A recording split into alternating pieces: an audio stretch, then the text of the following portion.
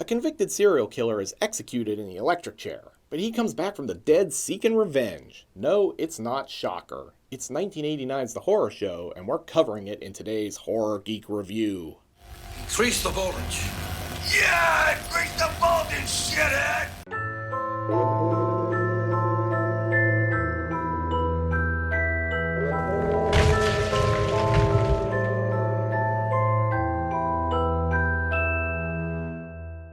I'm not sure what it was about the late 1980s, but movie studios thought we were all really worried about being murdered by the vengeful ghosts of serial killers who'd been executed. I mean, how else do you explain that Prison, Destroyer, Shocker, The First Power, and The Horror Show all released between 1987 and 1990?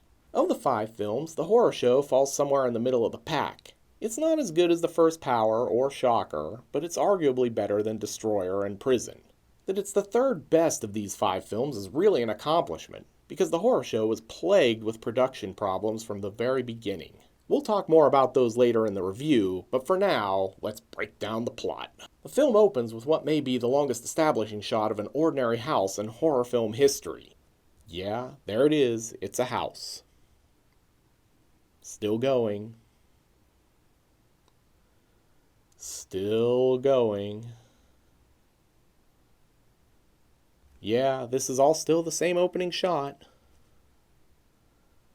Man, they're establishing the shit out of this house. And done. That shot runs for 22 seconds. 22 seconds! I can't even show it to you in one unedited clip for fear of getting a copyright claim. After we establish that this is indeed a house, we watch as Lucas McCarthy checks on his sleeping family. Looks like someone forgot to turn off the fog machine here. Nah, it's totally normal to creep around in the middle of the night with your pistol. God damn it, Cosmo. If you had cat-related jump scare on your bingo card, now's the time to give yourself a screenwriter's credit. Everyone else, drink. And be thankful that Lance Henriksen didn't pump 15 rounds into that cat. With the cat now down to 8 lives, Lucas heads down to the creepy basement where the furnace door flies open and spits flame everywhere. That can't possibly be safe. Perhaps the weirdest thing about The Horror Show is how much it feels like a low-rent Nightmare on Elm Street knockoff. This is especially strange since producer Sean S. Cunningham is the guy who gave us Friday the 13th. Why is this film, directed by James Isaac, who would eventually direct a real Jason film with Jason X, so intent on copying Jason's nemesis? Your guess is as good as mine. At any rate, we're going to play a little game, wherein we count all the things The Horror Show borrows from A Nightmare on Elm Street. It'll be fun! The first thing is this flaming furnace. That thing doesn't look any different than the one in Nancy Thompson's basement in the first Elm Street film. In fact, this whole basement looks a lot like the one at the Thompson house, if we're being really honest about it. And now, we've somehow jumped into a flashback. Don't ask me to explain, let's just roll with it. Lucas's partner Casey might be the worst cop ever. Where the fuck is that guy? He really gives me the creeps. But if you know your horror trivia, you'll realize that that's Terry Alexander, the guy who played Jamaican helicopter pilot John in George Romero's Day of the Dead. Lucas and Casey then split up. I take the diner. You take the plan. Bad move. And we get our first look at serial killer meat cleaver Max's handiwork. The guys from KNB Effects handled a lot of the special effects work on The Horror Show, and unfortunately most of their best stuff had to be cut. The MPAA went medieval on this film, requesting a ton of cuts in order to keep the movie from garnering the dreaded X rating. Don't look now, but Casey's back, and he's in rough shape. Look, I did the best I could. I know, buddy, I know. I was scared. Too bad, he was just 2 weeks away from retirement. After that, we get our first meeting between Lucas and Max Jenke. Let's just take a second here to recognize how awesome this is. This is a studio-released horror film wherein Lance Henriksen and Brion James, 2 character actors, play the lead roles. There's no way in hell a studio makes a movie like this today. The 80s were truly magical, and thank God I got to live through them. Lucas and Max face off, and boom! It was all a dream. Yeah, even the part where Lance Henriksen could have shot the cat. That establishing shot was real, though. Don't look now, but it's actually a dream within a dream. Brion James in drag is not a pretty sight. Okay, so he didn't kill the cat, but he did almost kill his wife. Elm Street alert. Things that are happening to him in the dream are manifesting in the physical world. The next morning, Lucas takes off to watch Max Jenke get executed. I wonder if he wrote that like in his day planner. Note to self, watch killer get killed. I love that the backstory of this guy is that he killed 110 people. The same meat cleaver he used to kill most of his victims, the number of which police sources are conservatively estimating at more than 110. That's an insane body count, and there's no way I believe this psychopath managed to kill that many people without getting caught way sooner. Max is brought in to take one last ride on old Sparky. That's Lawrence Tierney there as the warden, but things don't go quite as planned.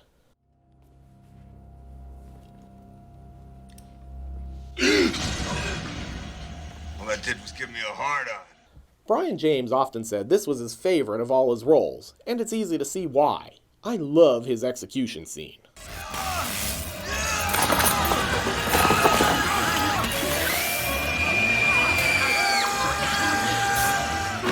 Although this line hews a little too close to Hellraiser for my taste. Lucas, I'm gonna tear your world apart. But maybe it was intentional since Jenke calls the warden Pinhead earlier. After Dr. Norman Bates discovers that Jenke has somehow managed to cheat death, complete with his Skeletor laugh intact,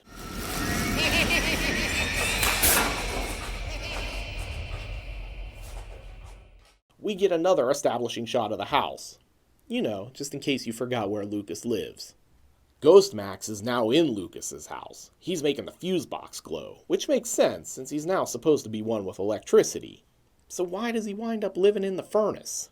Now we get to meet the family. Look, it's Lucas's son Scott, aka Budget Corey Haim. He's busy defrauding corporations for free products. Capitalism, baby! Oh, and here's his daughter, played by Dee Dee Pfeiffer.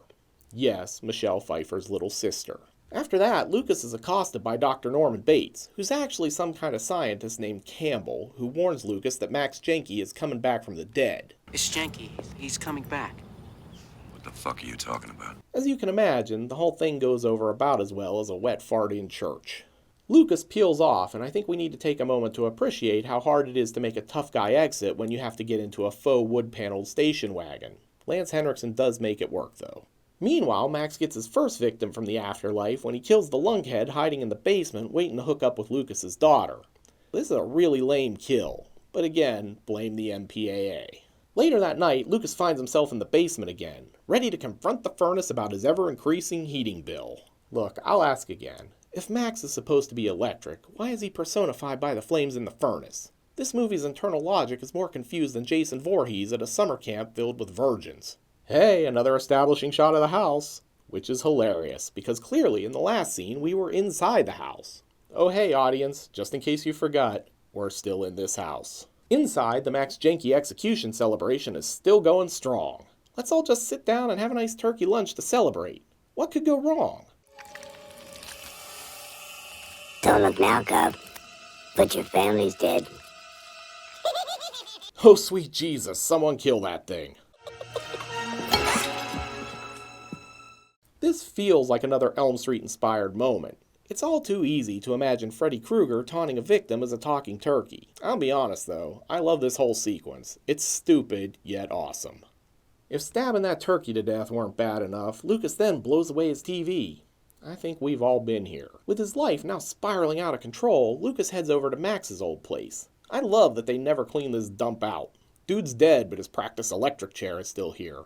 And why not? It really ties the room together. Professor Campbell shows up here too, just so he can dump out all the plot details about what's going on. All right. When I was at Columbia, I was working on a theory of pure evil as a form of electromagnetic energy, an electricity of evil. Very convenient. Thanks, Professor. This is an electric chair. He was practicing. Of course, this is what I thought to myself after he was done explaining. That's the stupidest fucking thing I ever heard. If you're keeping score at home, there's another Elm Street nod here. Max is somehow beyond this mortal coil, meaning Lucas has to drag him out into the real world to truly stop him, just like Nancy and Freddy in Wes Craven's original film. Yet another establishing shot of the house. They paid for these exteriors, and by God, they're going to use them. The horror show was originally intended to be House 3, but was reportedly deemed too intense to be part of Cunningham's more humorous horror series. Well, that or MGM just decided they wanted a potential new franchise. Story goes both ways. That it was supposed to be House 3 may explain the abundance of house shots, but not really.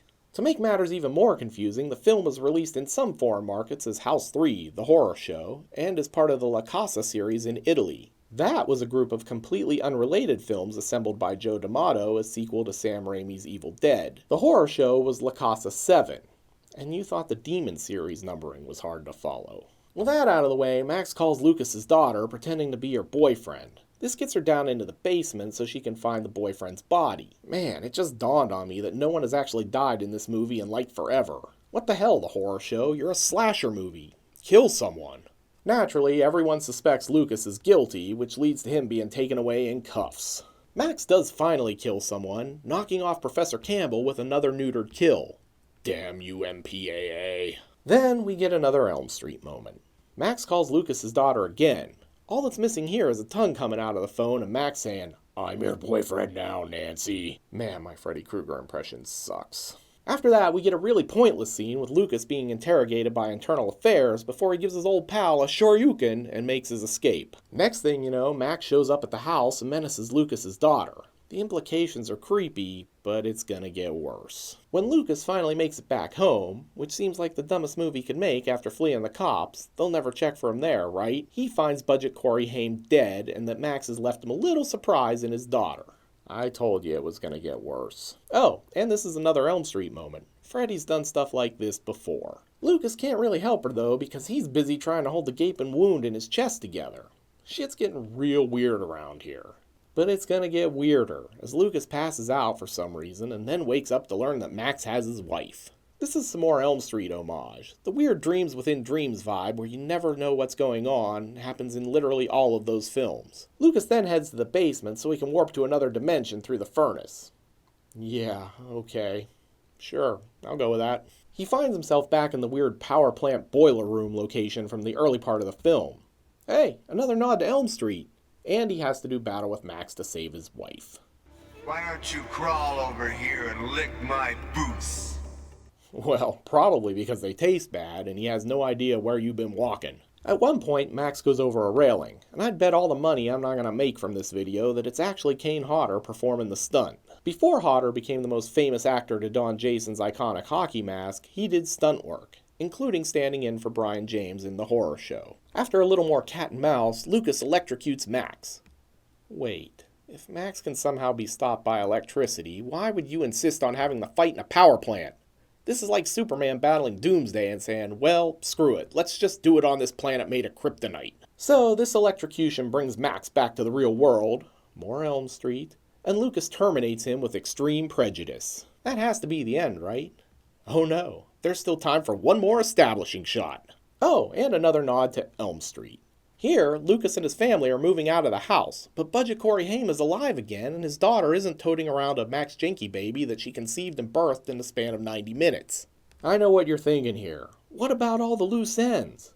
Don't worry, this movie has you covered. What about Budget Corey Haim's subplot involving him defrauding companies with bogus claims for free products? I need resolution. Oh look, he's still doing it. What a scamp.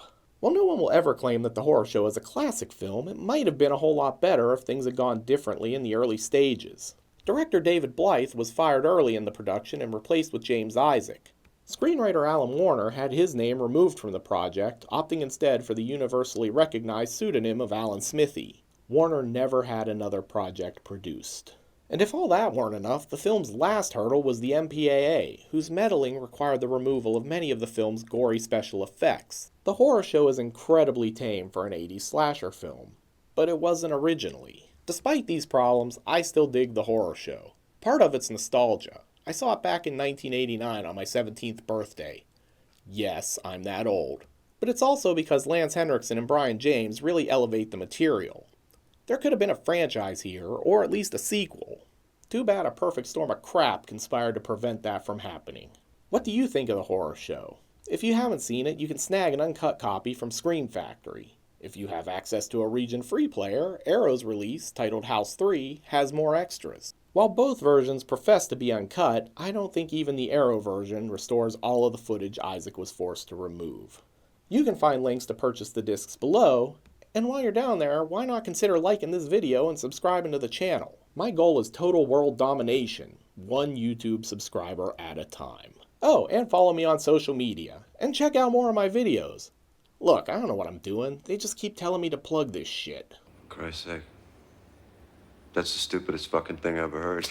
As always, thanks for watching. I'm Mike Bracken, aka The Horror Geek, bringing you all the splatter that matters.